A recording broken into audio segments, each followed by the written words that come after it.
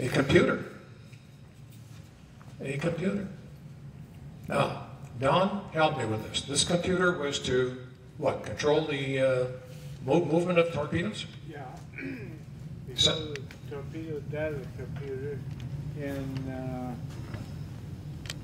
the captain would be looking to the periscope, and the operator of this would set all the Hold that up here, Ralph.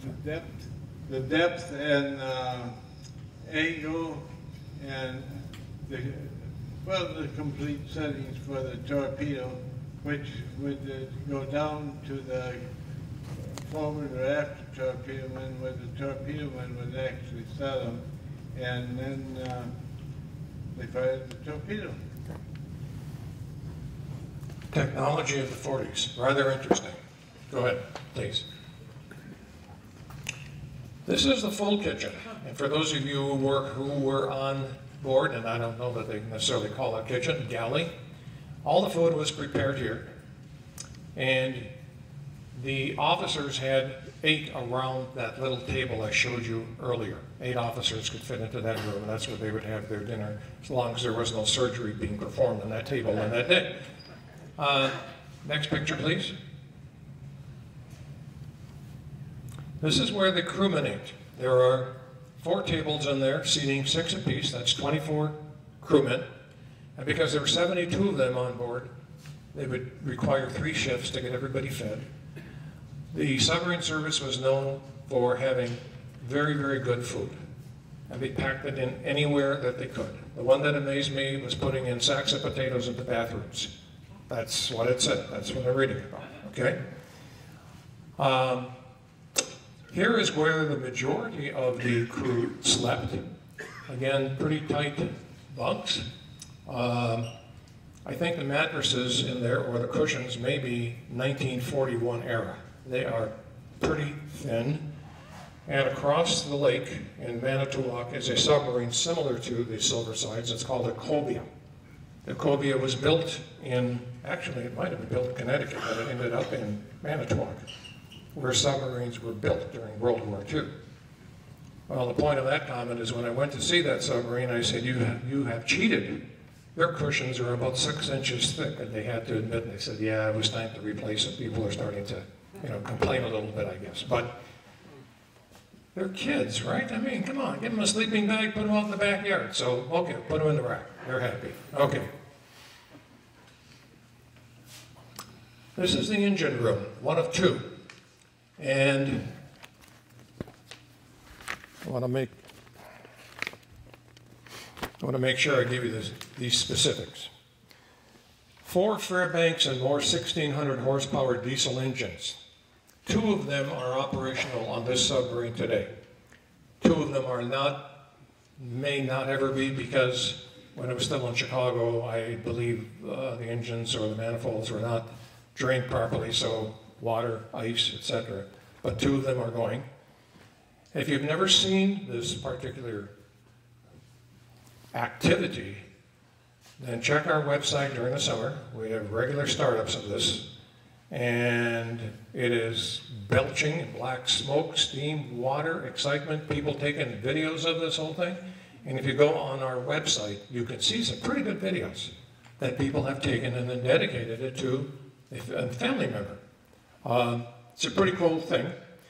They ran on 116,000 gallons of diesel fuel, 4,600 gallons of lubricating oil, and they could go about 12,000 miles during a 75-day range. So they went quite far.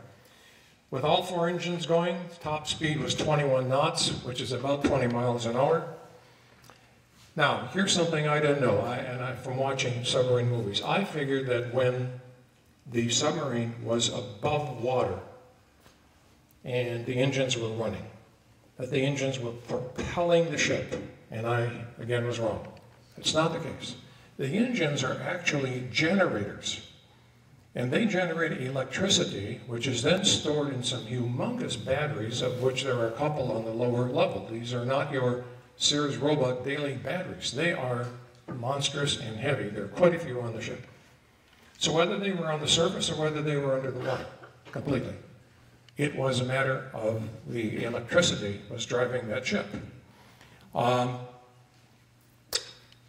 Someone was kidding me about working here, and I said, well, I enjoy working here because although I used to sail, I don't sail anymore because my grandson is here, told me sailboats go too slow and he wants a jet ski, and I'm not buying a jet ski. So I'm just sticking, I have a submarine.